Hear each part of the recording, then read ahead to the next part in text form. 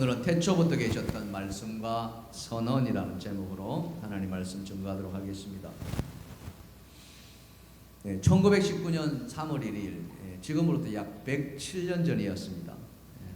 서울의 탑골공원, 지금 이제 파고다 공원으로 이름이 바뀌었습니다만, 이 탑골공원, 그러니까 파고다 공원에서 탑골공원으로, 그죠? 아닙니다. 탑골공원에서 파고다 공원으로 바뀌어서 헷갈렸어요. 탑골공원에서 민족 지도자 33인이 독립선언을 이렇게 낭독합니다. 그때 낭독했던 선생님은 독립운동가였던 전재용 선생님이라고 해요. 일제에서 나라가 빼앗겼던 그 암울한 시대에 이 독립선언을 낭독함으로 말미암아 우리 조선이 자주국이니까 또 조선인이 대한의 주인임을 세계 만방에 이렇게 선언한 그런 날이었습니다. 그때 낭독된 독립선언문은 이렇게 시작하고 있습니다. 몇 소절만 알려드리면, 오등원자의 조선의 독립국인과 조선인의 자주민임을 선언하노라. 차로서 세계 만방에 고하여 인류 평등의 대의를 극명하며 차로서 자손만대에 고하여 민족 자존의 정권을 영육케 하노라. 이 말을 조금 지금의 말로 좀 바꿔서 이렇게 하면은요, 이렇게 시작됩니다. 우리는 오늘 조선이 독립한 나라이며 조선인이 이 나라의 주인임을 선언하노라. 이를 세계 모든 나라에 알리노니 인류가 모두 평등하는 큰 뜻을 분명히 하고 그 후손들이 민족 스스로 살아갈 정당한 권리를 영원히 누리게 할 것이다. 이렇게 독립기념문은 이렇게 선언되었습니다. 그날 독립선언문을 통해서 선언문이 낭독되었다 하더라도 조선이 갑자기 독립을 이룬 것은 아니죠. 하지만 3.1절 그 독립선언을 기초로 해가지고 전국 방방곡곡에 시간을 달리해서 이 독립선언들이 전달되었고 또 만세운동이 들불처럼 일어났습니다. 어둠이 깊을수록 새벽은 점점 더 가까이 왔다 하는 말이 있는 것처럼 우리 민족이 그런 고통의 시간이 깊어질수록 조선의 독립은 점점 그 독립의 기운이 분명해지고 있었습니다. 성경에도 인류 역사상 가장 위대한 선언이 있었습니다. 그것은 바로 오늘 본문인 요한복음 1장 1절의 선언이었습니다. 요한복음 1장 1절은 이렇게 말하죠. 태초에 말씀이 계시니라. 이 말씀이 하나님과 함께 계셨으니 이 말씀은 곧 하나님이시니라. 그렇습니다. 태초에 말씀이 계시니라. 이 말씀이 곧 하나님이시니라. 이거는 선언이었고요. 선언도 그냥 선언이 아니라 위대한 선언이었고요. 위대한 선언이었을 뿐만 아니라 우주적인 그런 독립선언이었습니다. 우리가 아는 것처럼 창세기에 보면은 태초에 혼돈했다고 했습니다. 흑암이 깊음 위에 있다고 했습니다. 무질서했습니다. 그때 하나님은 그 혼돈 가운데 빛을 선포하셨고 그 빛을 통해서 천지를 창조하기 시작했습니다. 그래서 하나님의 그 선언은 빛이 있으라라는 선언이었죠. 3.1 독립선언이 민족 자주성과 독립을 이렇게 선언한 것이었다면은 이 요한복음 1장 1절의 이 선언도 바로 우주와 모든 피조물의 만물의 권원을 선언한 것이나 다름이 없었다라고 말할 수 있습니다. 오늘 저는 3.1절을 맞이해서 우리가 3.1절의 그 정신을 다시 한번 되새겨봄과 함께 뿐만 아니라 태초부터 계셨던 그 말씀, 이 말씀이 어떻게 선언으로 이루어지게 된 것이고 이 선언이 오늘 우리에게 무엇을 의미하는지를 좀 더 깊이 들여다보고자 합니다. 특별히 우리는 2026년도 하나님을 가까이 하라는 표를 가지고 계속 하나님께 가까이 나아가고자 합니다. 우리 같이 표 한번 말씀해 보실까요? 다 같이 시작. 하나님을 가까이 하라. 그리하면은 너희를 가까이 하시리라. 다시 한번요. 시작. 하나님을 가까이 하라. 그리하면은 너희를 가까이 하시리라. 아멘. 아멘. 예. 그 하나님을 가까이 하는 일환으로 이번 사순절 기간 우리는 말씀을 이렇게 암송해 나가고 있습니다. 그래서 그 암송의 한 부분인 오늘 요한복음 1장 1절부터 5절의 말씀을 가지고 그 태초에 계셨던 그 하나님의 말씀은 도대체 무엇이었으며 이 말씀이 오늘 우리에게 어떤 의미로 다가오는지 같이 한번 나누었으면 좋겠습니다. 자, 첫 번째로 말씀은 모든 만물의 존재의 권원이다. 이렇게 말씀드릴 수가 있습니다. 사도 요한은 요한복음을 시작하면서 태초에 말씀이 계신다라고 했습니다. 요한복음 1장 1절에 다시 한번 우리 해볼까요? 시작. 태초에 말씀이 계시니라. 이 말씀이 하나님과 함께 계셨고 이 말씀이 곧 하나님이시다. 아멘. 여러분, 이 말씀을 암송하다 보니까 어떤 말씀이 또 떠오르십니까? 창세기 1장 1절의 말씀이 떠오르지 않습니까? 창세기 1장 1절은 뭐라고 이야기합니까? 태초에 하나님이 천지를 창조하셨느니라. 아멘. 창조의 주체가 이렇게 등장하죠. 그 주체는 누구이십니까? 하나님이시라는 거죠.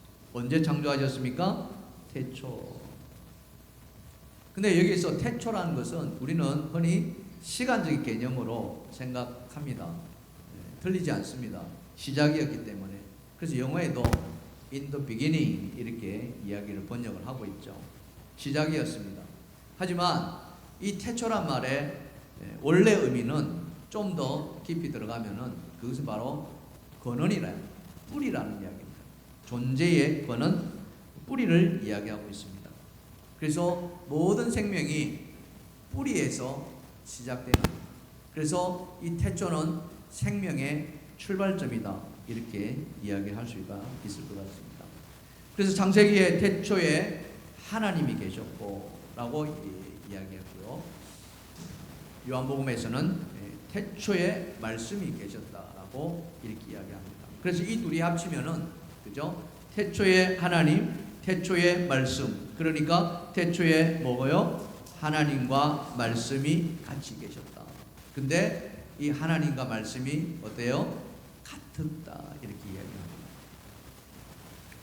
사도 요한이 말씀이 하나님이라고 이야기를 하고 있습니다. 그렇다면은 이 말씀은 도대체 무엇인가? 이게 말씀이 하나님이라고 할 때 이 말씀의 의미는 뭐냐 하는 것이죠. 단지 우리가 말씀하면은 기록되어 있는, 그죠? 기록되어 있는 이 글을 이렇게 떠올립니다만은 사실 이 태초에 말씀이 계시니라 할 때 이 말씀은 그 의미를 포함하고서 좀 더 광범위하게 이렇게 말씀하고 있습니다. 그 말씀은 헬라어로 로고스라는 표현을 씁니다. 따라합시다. 로고스. 예, 철학적인 용어이기도 하고요, 신학적인 용어이기도 하고, 단지 그냥 겉으로 표면적인 의미는 말씀입니다. 하지만 이 로고스의 철학적이고 신학적인 의미는 좀 더 깊이 들어가죠. 그것은 뭐냐면은 이 우주 질서를 만들어냈을 뿐만 아니라 이 우주 질서를 유지해 나가는 그런 어떤 작용의 원리, 이성적인 원리, 이런 것들을 의미하고 있는 것이 바로 이 로고스라고 이야기합니다. 단지 우리가 이해하기에는 조금 어려운 부분이 없지 않아 있습니다만은 좀 더 쉽게 설명한다면은, 자, 우리가 지금 이 지구에 살고 있잖아요. 여러분, 지금 지구가 움직이고 있나요? 가만히 있나요? 지금 움직이는 걸 느껴지십니까? 전혀 못 느끼잖아요. 그냥 지구는 가만히 있는 것처럼 우리는 느끼고 있습니다. 고대인들은 그렇게 생각했습니다. 그러나 이 고대인들 생각에 뭐예요? 중세로 넘어오면은 그렇지 않다는 것이 이제 드러나기 시작하죠. 지구가 가만히 있는 것이 아니라, 하늘이 움직이는 것이 아니라 뭐예요? 지구가 매일 한 바퀴씩 돌고 있다. 그러면서 태양을 주변으로 1년에 한 바퀴씩 돌고 있다. 이 작동, 그죠? 이 지구를 돌리는 이 원리, 우리는 알 수 없지만은 거기에는 엄청난 힘, 그죠? 힘이 작용하고 있다는 거죠. 마찬가지로 하나님도, 그죠? 말씀으로 이렇게 다가오시고, 이 말씀은 이 세상을 운행하는 그런 어떤 권한이 되어 주신다. 이게 바로 로고스라는 것이죠. 그래서 이 로고스를 한 단어로 번역을 하는 데 있어 가지고 딱히 할 말이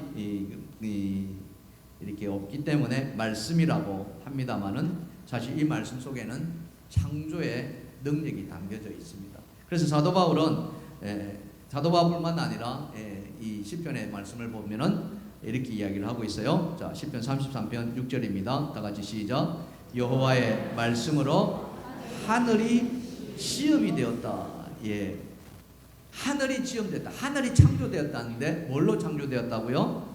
말씀으로. 그렇습니다. 이 말씀이 바로 로고스라는 것이죠. 그래서 사도 요한은 이 하나님과, 그죠? 이 창조의 능력, 그리고 말씀, 이 모든 것을 하나로 이렇게 통일시켰는데, 그 통일된 것이 뭐냐? 그게 바로 예수 그리스도다. 이렇게 이야기합니다. 오늘 요한복음은 그것을 우리에게 증거해 주고 있습니다.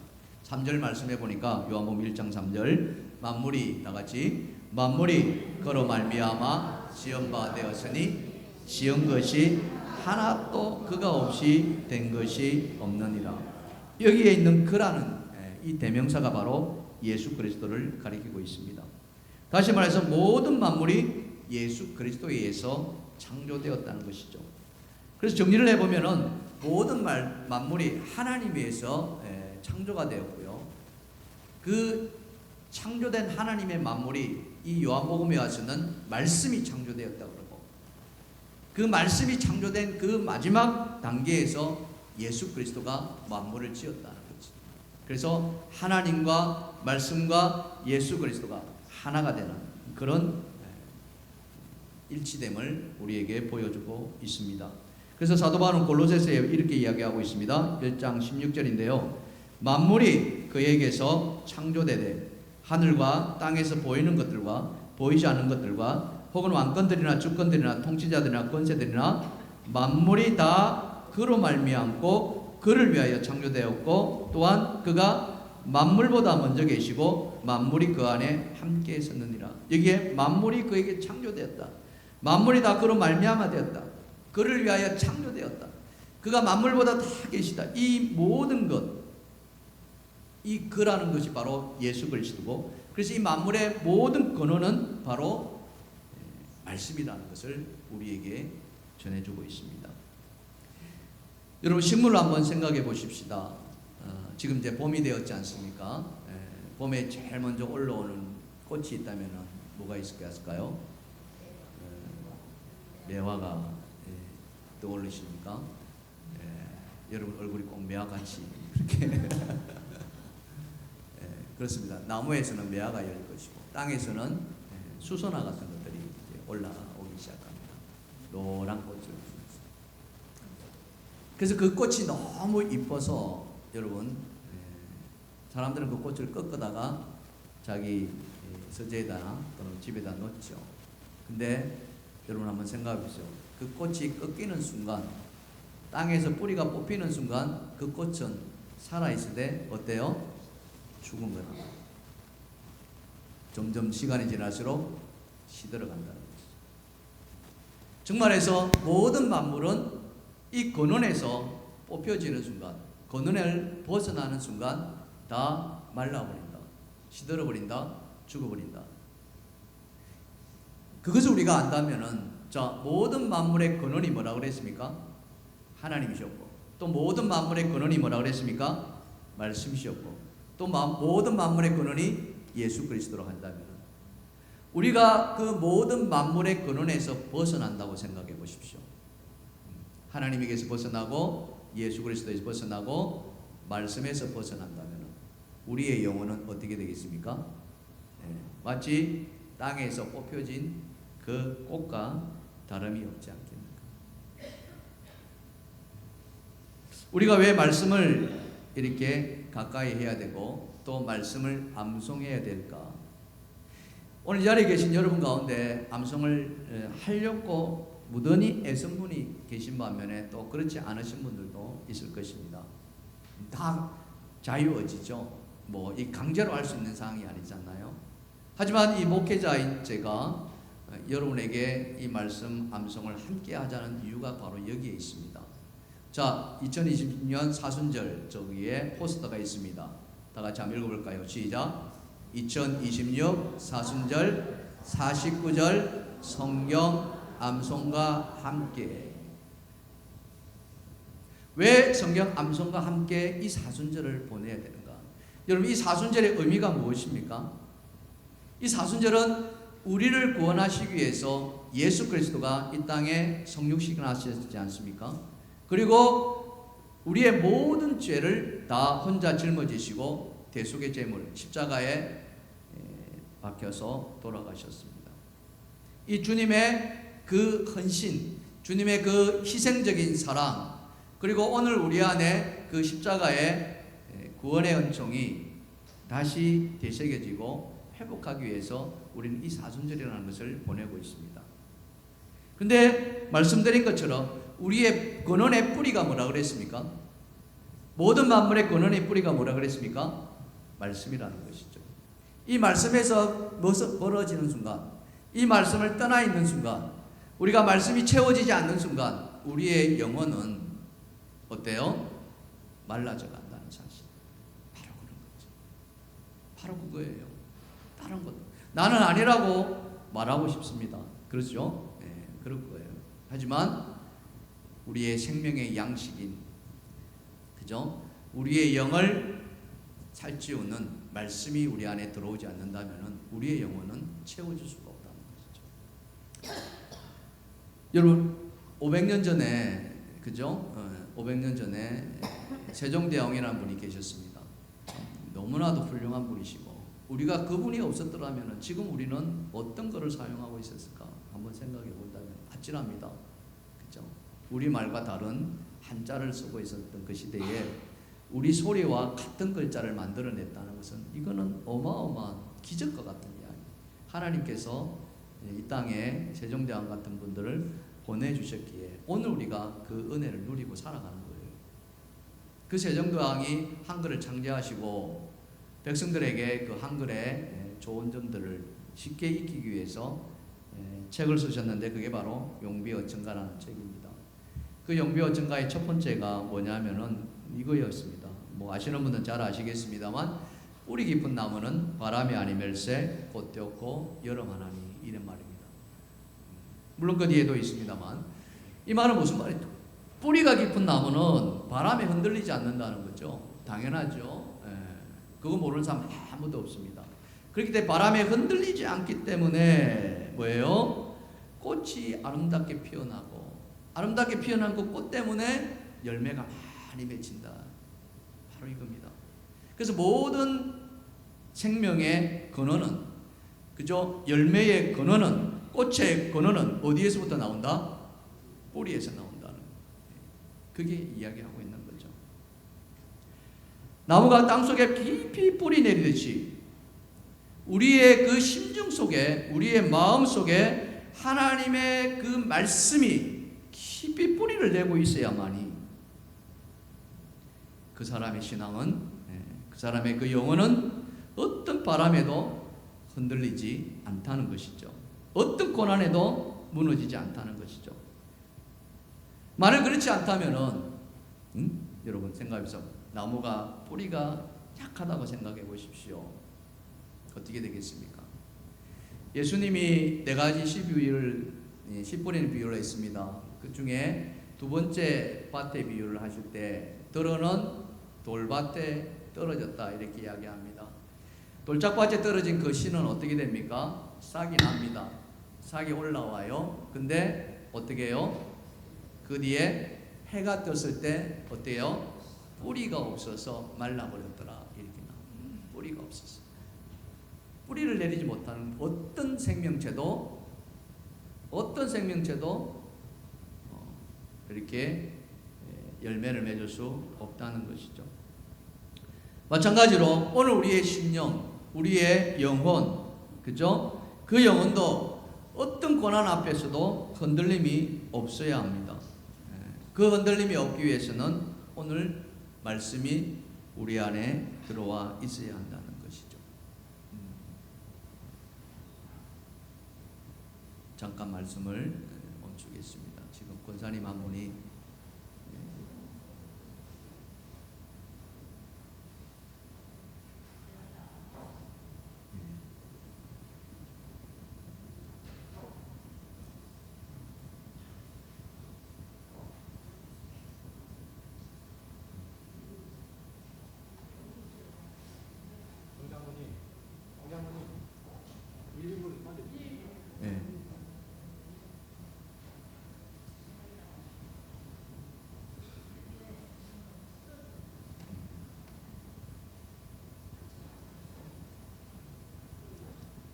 계속 말씀 이어가도록 하겠습니다. 사랑하는 성도 여러분, 107년 전에 우리 민족 대표였던 33인 그분들이 왜 목숨을 걸고 그 탁골공원에 모여서 이 독립선언문에 서명을 하고 또 이 독립선언문을 낭독해야 될 이유가 뭐가 있습니까? 그것은 바로 우리 민족의 그 생명을 다시 살려내기 위함. 그래서 우리 민족의 그 독립을 되찾기 위해서 그분들이 3.1절 독립선언을 하셨습니다. 그렇듯이 오늘 우리도 우리의 이 존재의 근원, 이 근원인 말씀이 오늘 우리 안에 들어와서 그래서 우리의 이 심령이 또 우리의 영혼이 메마르지 않도록 그렇게 가야 하는 것이죠. 바로 하나님의 말씀입니다. 사랑하는 성도 여러분, 말씀이 모든 근원의 뿌리임을 여러분 마음에 받아들이시고 그 말씀과 함께 이 사순절을 보내시기를 주님의 이름으로 축원합니다. 축원합니다. 두 번째로 또 태초에 계셨던 말씀이 하나님이라고 하셨는데요. 자, 같이 한번 읽어봅시다. 시작. 우리에게 말씀으로 하나님을 알리기 위해서. 하나님이 왜 말씀을 주셨느냐? 왜 하나님이 말씀이 되셨느냐? 그것은 바로 하나님을 나타내기 위한 또 하나님의 한 방법이셨다. 이렇게 우리가 말씀드릴 수 있죠. 여러분, 하나님이 어떤 분이시라고 알고 있습니까?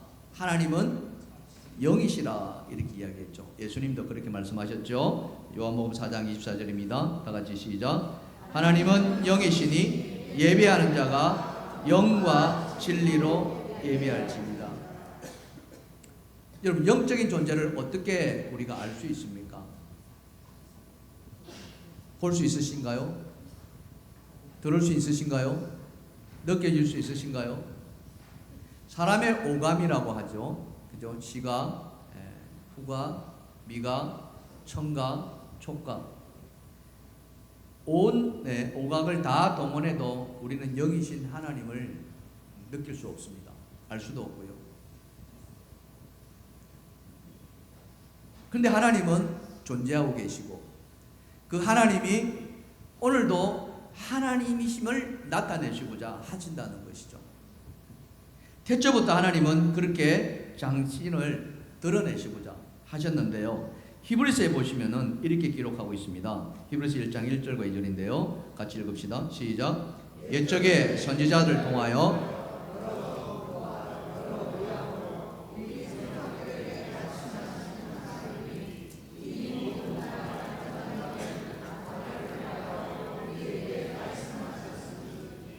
하나님이 구약 시대부터, 그죠?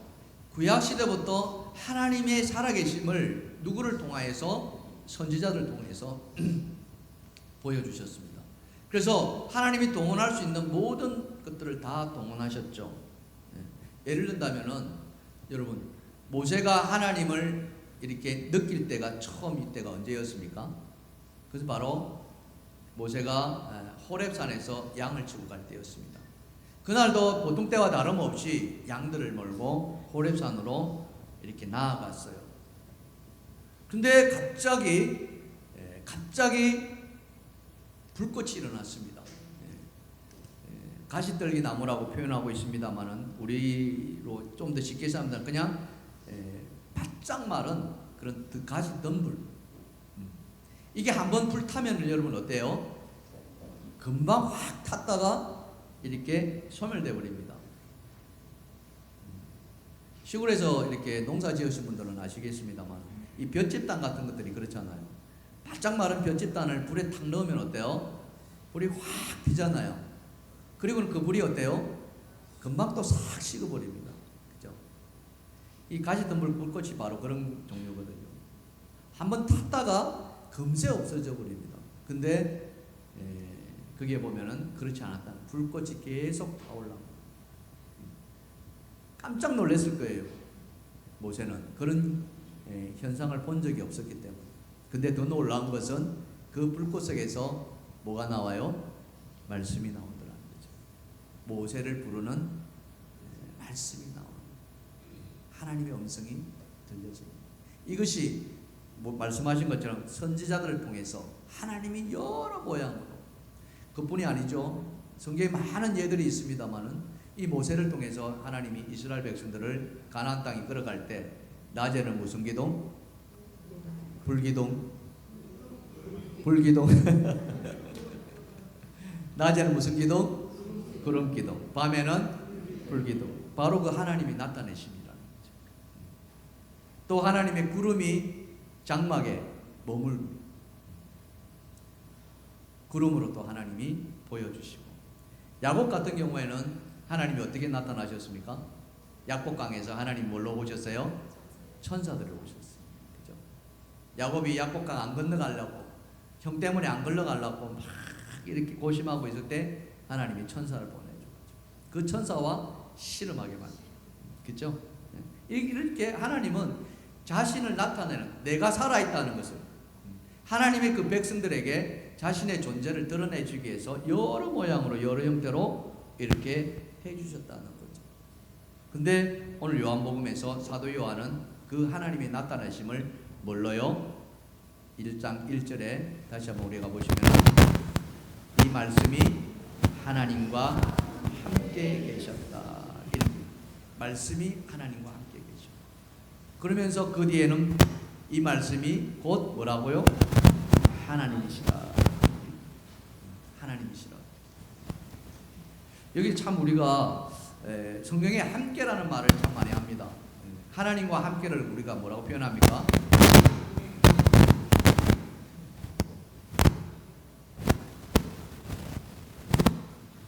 임마누엘이라는 표현을 쓰죠. 하나님과 함께. 이때 여러분 함께라는 의미가 혹시 어떻게 와닿으십니까? 옆에 분 앉아 계시죠? 자, 자기 자리에 옆에 분 앉아 계십니까? 함께 앉아 계십니까? 그렇게 알고 있습니다. 옆에 앉아 있는 것만도. 자, 그 사람의 손을 한번 잡아볼까요? 자, 손을 잡으시면 함께 앉아 있는 느낌이 좀 어때요? 또 달라요, 그렇죠? 그 사람을 옆에 한번 안아보시겠습니까? 괜찮아요. 한번 안아보세요. 느낌을 받기 위해서. 이러면 함께가요, 그냥 함께가 아니에요. 이거는 하나됨이래요. 태초에 하나님이 말씀과 함께 계셨다는 이 함께는요, 바로 그 이야기입니다. 좀 더 비근한 예로, 여러분 갓난아기들 이렇게 보면은 어때요?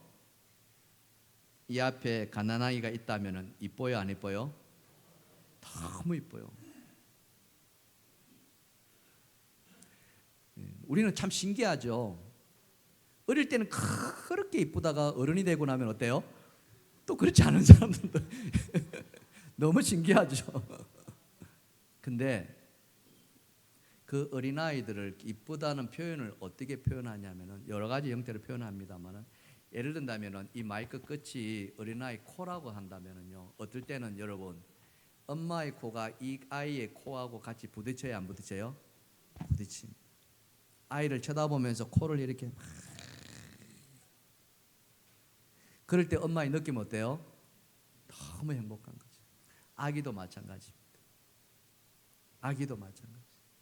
그렇게 서로 터치하는 거죠. 하나님이 말씀과 함께 계셨다는 것은 바로 이 엄마가 아기의 코를 부딪히는 것과 같은, 그게 함께라는 거예요. 오늘 우리가 말씀과 함께 있다는 것은 다른 것이 아닙니다.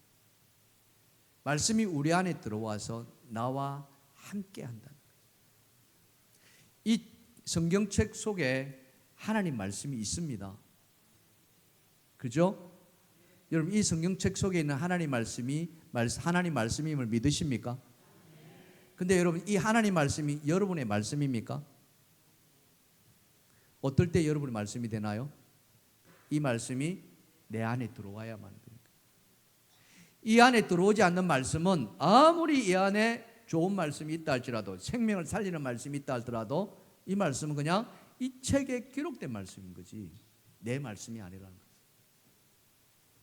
말씀이 함께 한다는 것은 바로 이 말씀이 내 속에, 내 심령 깊은 가운데 들어와야만 합니다. 이 심령 가운데 하나님 말씀이 들어오기 위해서는 어떻게 해야 돼요? 어떻게? 말씀을 암송해야 되는 거예요. 암송하지 않고서는, 그죠? 기억해낼 수가 없다는 거죠. 여러분, 늘 그냥 하는 말씀이 있잖아요. 말씀을 볼 때는 다 알겠는데 돌아서면 어때요? 다 잊어버려요. 다 잊어버려요. 문 나가는 순간에 오늘 이 말씀도 또 다 왜 잊어버립니까? 우리가 기억하지 못하기 때문에. 그래서 우리는 뭐 해야 됩니까? 기억하려고 해야 되는 거예요. 기억하는 것이 바로 암송이라는 거죠. 왜 그렇습니까? 이 말씀이 하나님이시기 때문에. 하나님과 함께 있을 때, 하나님과 그 터치할 때 우리는 가장 행복한 걸 느끼기 때문에. 뿐만 아니라 이 말씀이 뭐라고 그랬어요? 모든 만물의 근원이라고 했지 않습니까? 뿌리라고 했지 않습니까? 내 생명의 뿌리라는 거죠. 내 삶의 뿌리라는 거예요.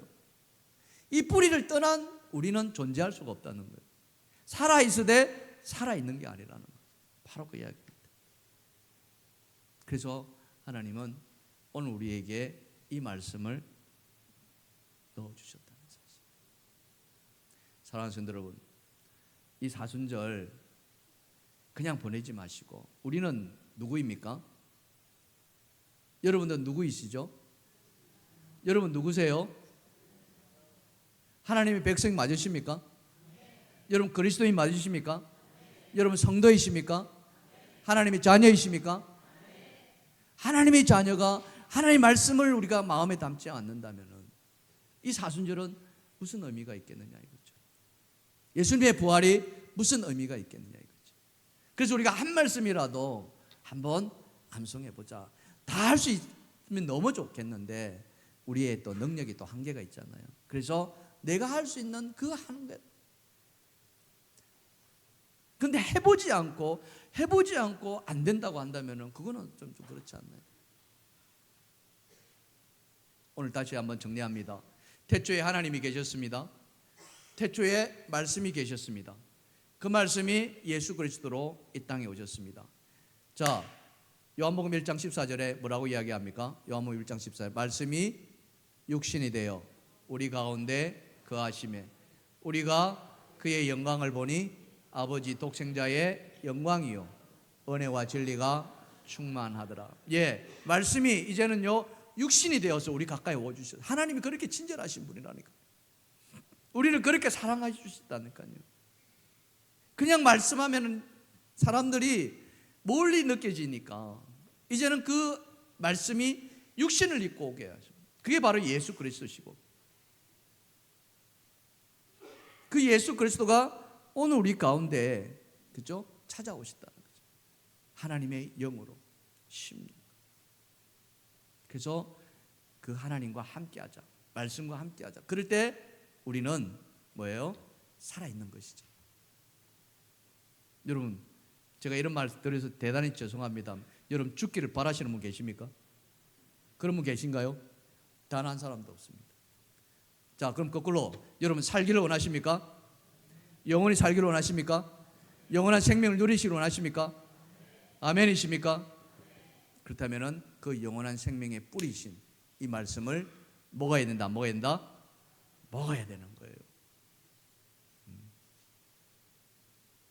여러분, 이 사순절에 주의 말씀을 다시 한번 먹으시고 또 살찌우시고 또 기억하시는 그런 여러분 되기를 간절히 축원합니다. 축원합니다. 우리 옆에 분 한번 쳐다보시고요. 드실래요? 안 드실래요? 시작.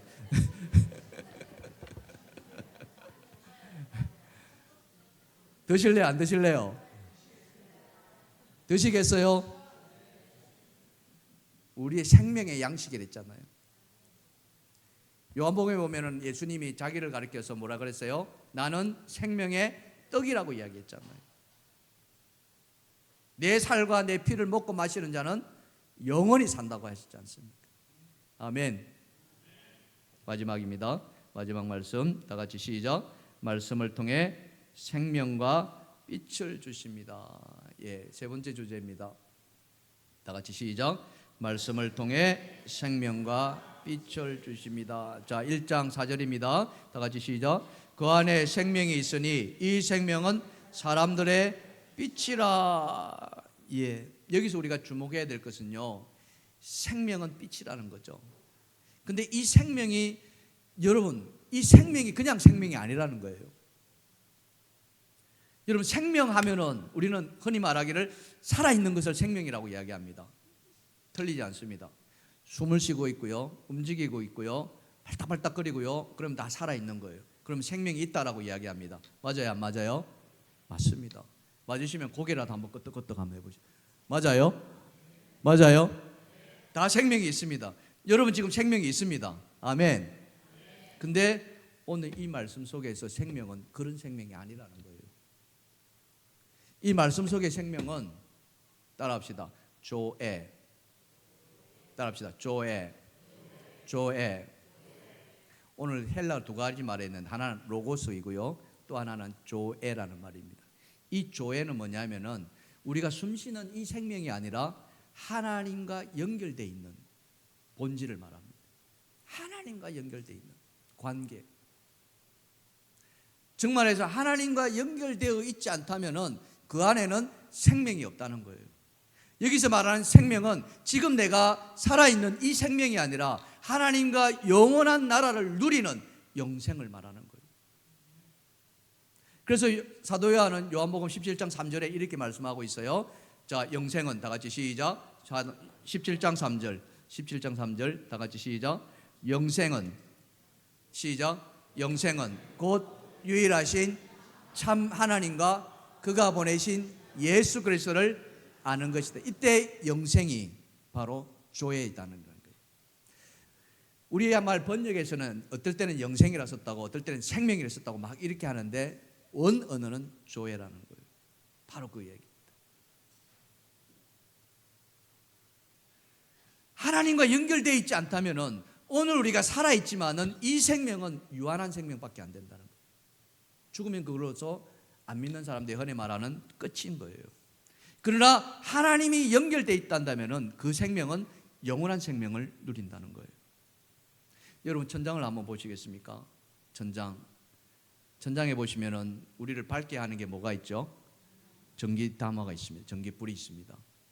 자, 이 전기불이 들어와 있는데 이 전기불이 들어오는 과정을 한번 생각해보면 밖에서 뭐가 들어와야 돼요? 전기가 들어와야 됩니다. 그리고 이 전기가 저 전구에 연결되어 있죠.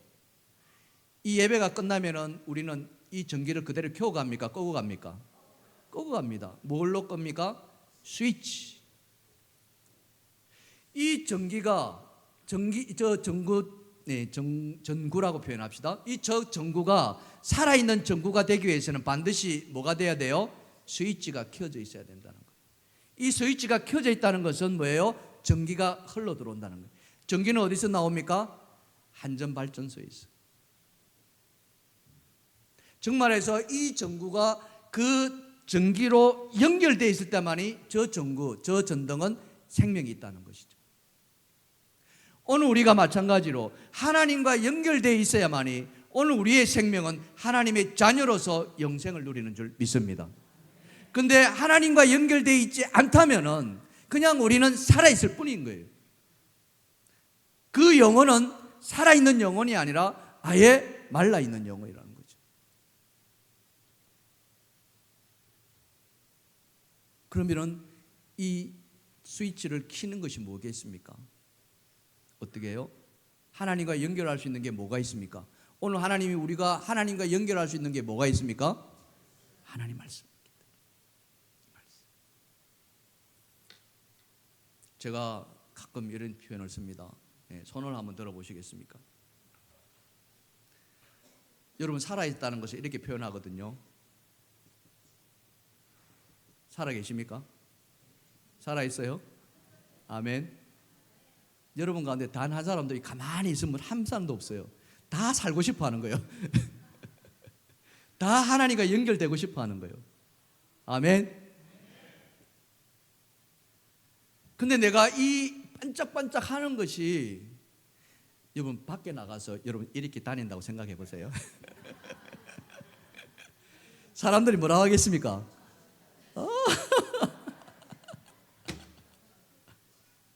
근데 우리는 이 안에서 이렇게 해도 이상해요, 안 해요? 왜? 말씀이 있기 때문에. 그게 생명이라는 거예요. 그게 조애라는 것입니다.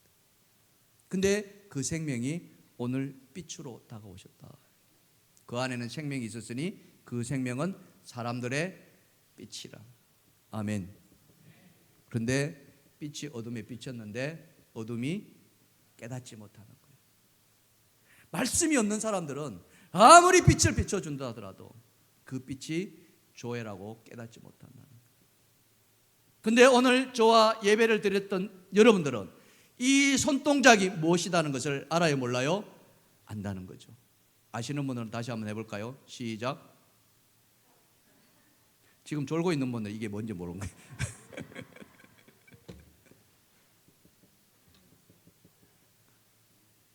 하나님은 오늘도 우리가 이렇게 되기를 원하신다.